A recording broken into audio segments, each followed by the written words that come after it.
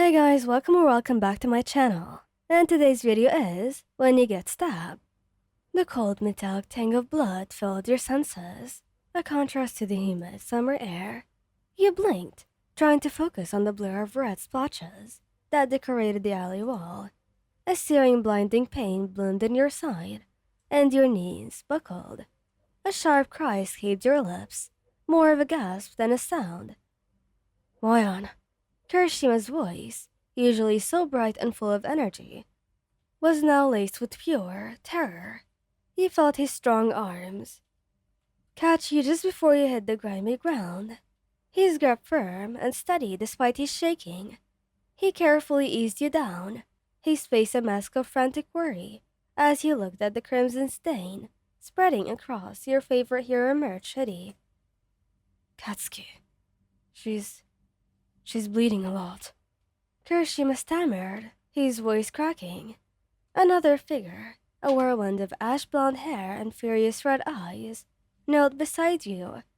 Katsuki's hands, usually crackling with explosive power, were now strangely gentle as he pressed his trembling palm against the wound. His expression was a horrifying mix of rage and fear, his jaw clenched so tightly that he might shatter his teeth. Don't you dare close your eyes on me, dumbass. He snarled, though the words lacked its usual bite. Look at me. Keep your damn eyes on me. He tried to smile, a weak, lopsided thing that probably looked more like a grimace. Kinda hard not to. He whispered, your voice raspy. You're very loud. Katsuki let out a frustrated growl.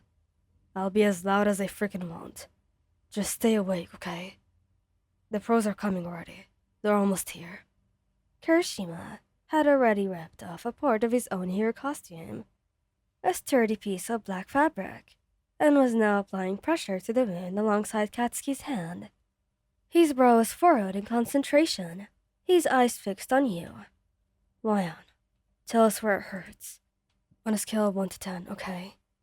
10. You managed, a soft whimper escaping you. Definitely a 10. Katsuki's hands tightened around yours, and you could feel the heat radiating from his palms. I swear, when I get my hands on the bastard who did this, he began, his voice low and dangerous. Katsuki, now's not the time, okay? Kirishima interrupted gently. We need to focus on Wayan. He then turned his attention back to you. Just breathe with me, Wayan. In and out. That's it. You're doing great. The pain was a fury inferno on your side, and you felt a wave of dizziness wash over you. The world began to tilt, and the concerned faces of the two boys you loved became blurry, distorted. Katsuki, Kirishima, he mumbled, your voice barely a whisper. I'm sorry. Katsuki's face, a beacon of fury and concern, came back into sharp focus. Sorry for what? Don't you dare apologize. You didn't do anything wrong. Just stay with us, damn it. His voice, usually a beaming force, was now just a desperate plea. He leaned in, his forehead pressed against yours, and you could feel the tremor that ran through him. We're a team, Moyan. The three of us. You're not allowed to leave. Not now. Not ever. Kirishima, ever the support, squeezed your hand. He's right. We're in this together. Always have been and always will be. You felt a single tear escape your eye, tracing a hot path down your temple. It wasn't because of the pain that you felt, no, but it was because of the fierce love. In their words, a love that transcended even this terrifying moment. You were safe, surrounded by the people who would go to the ends of the earth for you. Even as the darkness beckoned, you held on to their voices, their touch, their promises. Okay, you whispered, finding a silver of strength from their presence. I'm not going anywhere. And as the sirens finally grew louder, you held on.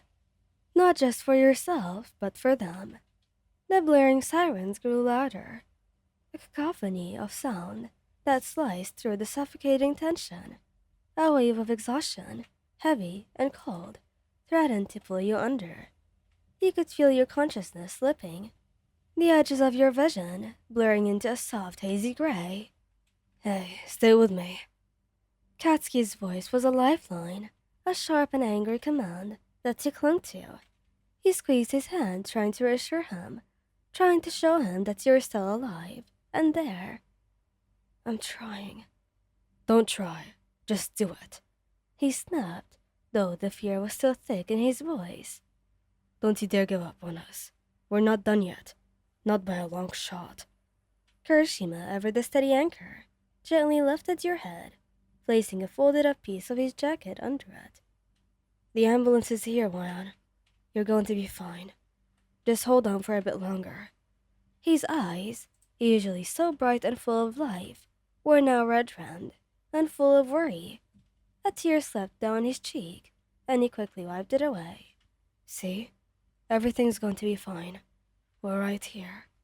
A team of paramedics, swift and efficient, descended upon the alley. Their movements were a blur of motion as they cut away your blood-soaked hoodie and began to work. He felt a sharp pinch as a needle was inserted into your arms, and a stir of feeling spread through your veins.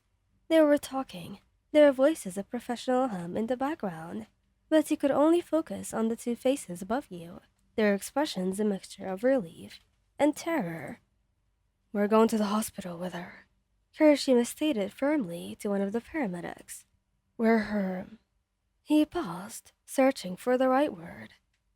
We're her boyfriends, Katsuki finished, and we're not leaving her side. The paramedic, a woman with kind eyes, simply nodded. Okay, let's get her onto a stretcher, gently now. As they carefully lifted you, the pain flared once more, and you let out a soft cry. Instantly, Katsuki and Kirishima were there, one on each side, their hands gripping yours. I'm here. Katsuki growled, his knuckles white. I got you. Just look at us, Wayan. Kirishima urged, his voice soft and soothing. Just keep looking at us. We're not going anywhere. He followed his instructions, focusing on their faces.